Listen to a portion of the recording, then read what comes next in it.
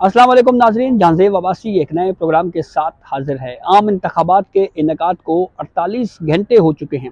लेकिन अभी तक कौमी असम्बली की वो 15 सीटें जिनके ऊपर नताइज का इंतज़ार किया जा रहा है। अब तक की सूरत हाल के मुताबिक आज़ाद उम्मीदवार 100 की फिगर को टच कर गए हैं, यानी कौमी असम्बली की 100 नशिस्तों के ऊपर आज़ाद उम्मीदवार ये वो उम्मीदवार हैं जिनको पाकिस्तान तहरीके इंसाफ की हिमायत हासिल थी, या वो वोटर जिन्होंने पाकिस्तान तहरीके इंसाफ के नाम के ऊपर इन कैंडिडेट्स को वोट डाला है। नून लीग 71 कौमी असम्बली की सीटें अब तक जीती है, पाकिस्तान पीपल्स पार्टी 54 और MQM की 17 नशिस्तें हुई हैं। और अगर हम बात करें कि हुकूमत साजी में कितने नशिस्तें चाहिए कौमी असम्बली में, तो इसके लिए जनाब जो ऐवान है कौमी असम्बली का वो है 336 का, और वो जमात जो 169 सीटें हासिल करेगी वो मरकज़ में हुकूमत बना सकेगी। अब दिलचस्प पहलू ये है कि ये जो आज़ाद उम्मीदवार हैं ये 3 दिनों में किसी न किसी सियासी जमात में शामिल हो सकते हैं,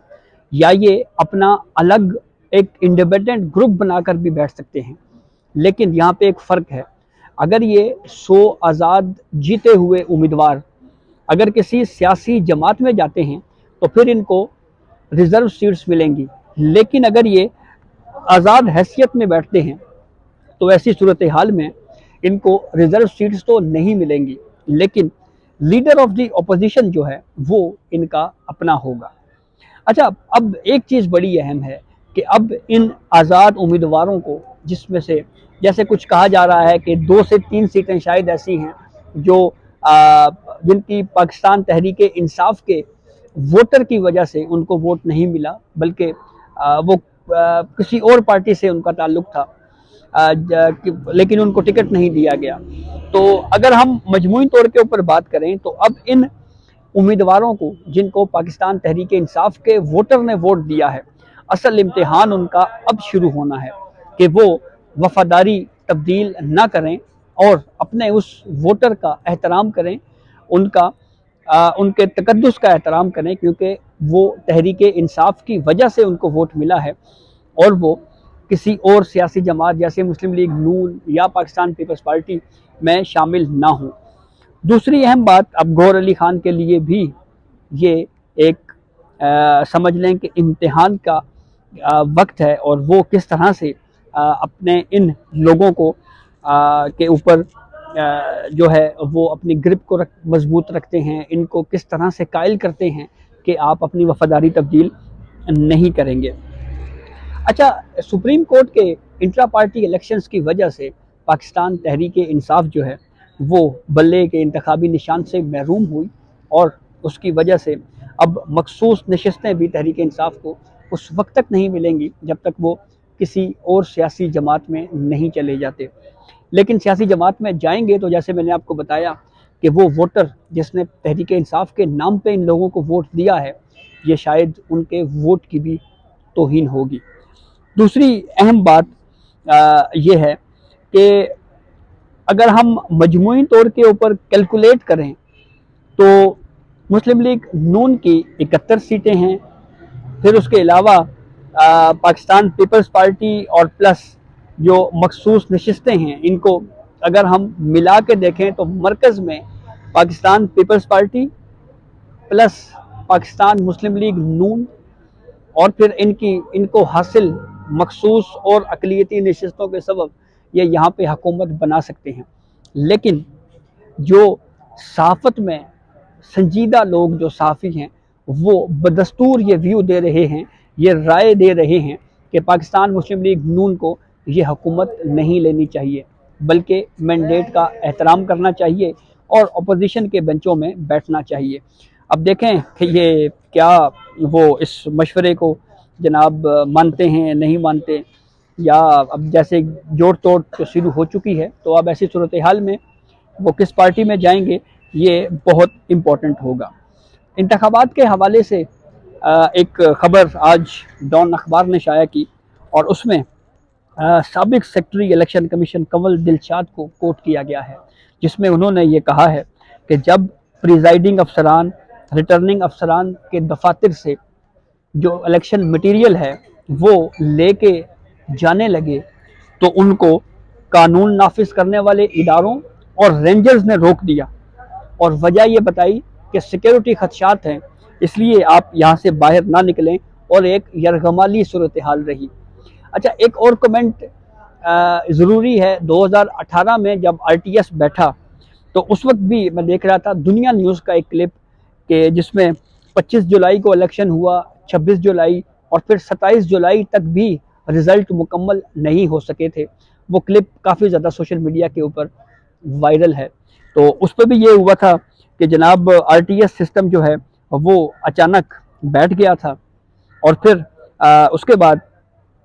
اس وقت سیکٹری الیکشن کمیشن نے یہ سٹیٹمنٹ دیا تھا جی کہ ہم نے آر ٹی ایس سسٹم میں خرابی آئی ہے، اور اس کے سبب ہم نے اس کے استعمال سے جو ہے وہ ہم نے نہیں کیا۔ لیکن کہا یہ جاتا ہے کہ وہ آر ٹی ایس سسٹم بیٹھا نہیں تھا، بلکہ اس سسٹم کو استعمال کرنا ہی چھوڑ دیا گیا تھا۔ اور جو اب کی بار ای ایم ایس سسٹم جو متعارف کروایا گیا تھا، اس بارے میں بھی یہ کہا جا رہا ہے کہ ای ایم ایس سسٹم عملی طور کے اوپر غیر فعال اس لیے رہا کیونکہ انٹرنیٹ کی بندش تھی۔ لیکن یہاں پہ یہ وضاحت بھی ضروری ہے کہ 2018 میں اگر کچھ غلط ہوا ہے تو 2024 کے عام انتخابات میں جو غلط ہوا اس کی بنیاد کے اوپر اس کو جسٹیفائی نہیں کیا جا سکتا۔ یہ نہیں کہا جا سکتا کہ چونکہ 2018 میں بھی یہی ہوا تھا اس لیے 2024 میں یہ ہوا تو یہ ٹھیک ہے، اگر اس وقت غلط تھا تو آج بھی غلط ہے۔ اچھا، اب آتے ہیں پنجاب کے اوپر۔ پنجاب میں بڑی دلچسپ صورتحال ہے جناب، اور پنجاب میں اس وقت آزاد اراکین اور نون لیگ دونوں کی نشستیں 137 کے اوپر کھڑی ہیں، کاف لیگ کی 8 ہیں اور پاکستان پیپلز پارٹی کی 10 ہیں۔ تو اب اگر فارمولے پہ اگر بات کی جائے تو پنجاب میں مسلم لیگ نون کی 137 نشستوں کے اوپر ان کو 37 مخصوص خواتین کی نشستیں اور 4 اقلیتی نشستیں جو ہیں وہ ملیں گی۔ تو ان سب کو اگر کیلکولیٹ کیا جائے تو فگر بنتی ہے پنجاب میں مسلم لیگ نون کی 171، اور پنجاب میں حکومت بنانے کے لیے مسلم لیگ نون کو 186 کی فگر چاہیے۔ لیکن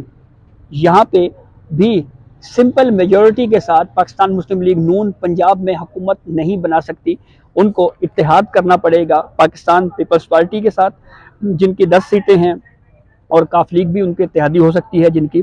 8 سیٹیں ہیں، اور پھر شہباز شریف اپنی سیٹ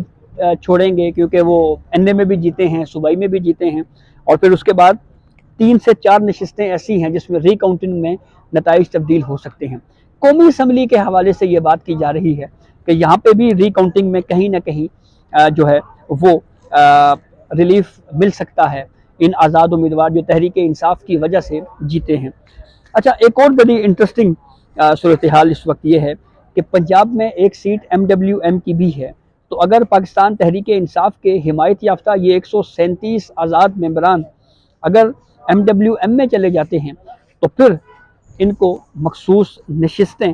جو ہے وہ مل سکتی ہیں۔ اسی طرح اگر ہم مرکز کی بات کریں تو مرکز میں جناب صورتحال یہ ہے کہ مرکز میں جو اعجاز الحق ہیں وہ ایک سیٹ میں جیتے ہیں، تو ایسی صورتحال میں اگر پاکستان تحریک انصاف کے جو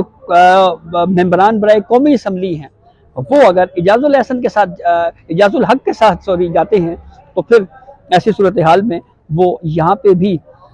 جو مخصوص نشستیں ہیں اور جو اقلیتی نشستیں ہیں وہ حاصل کر سکتے ہیں۔ بہرحال یہ وہ الیکشن ہے جس پہ کافی زیادہ جو ہے وہ سوالات اٹھائے جا رہے ہیں الیکشنز کی شفافیت کے اوپر، انٹرنیشنلی بھی اور نیشنلی بھی، لیکن ایک کریڈٹ پاکستان تحریک انصاف کے ووٹر کو ضرور جاتا ہے کہ ایک بیلٹ پیپر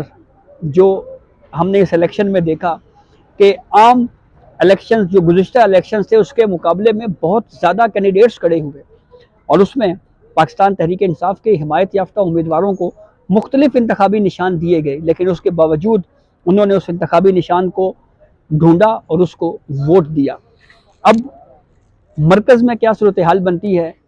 کیا یہ آزاد ممبران کسی سیاسی جماعت میں جاتے ہیں، وفاداریاں تبدیل کرتے ہیں؟ تو ان بیچارے ووٹرز کا کیا ہوگا جنہوں نے ان کو تحریک انصاف کے نام کے اوپر ووٹ دیا تھا؟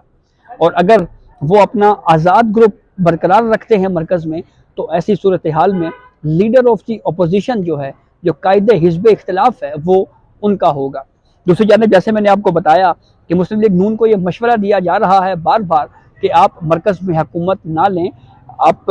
ملک کی جو اکانومی کی صورتحال ہے اور پلس ایک ویک فوٹنگ پوزیشن پہ آپ ہوں گے، تو آپ کو اس سے گریز کرنا چاہیے۔ تو آئندہ 2 سے 3 روز بہت اہم ہیں اسلام آباد میں، جوڑ توڑ بھی عروج پہ ہوگی، اور پھر اس کے ساتھ ساتھ جو سیاسی گہما گہمی ہے وہ بھی بڑے عروج پہ ہوگی۔ تو اس حوالے سے کوئی لیٹسٹ ڈیولپمنٹ جو بھی ہوتی ہے اس سے ہم آپ کو آگاہ کریں گے۔ اجازت دیجیے، اللہ حافظ۔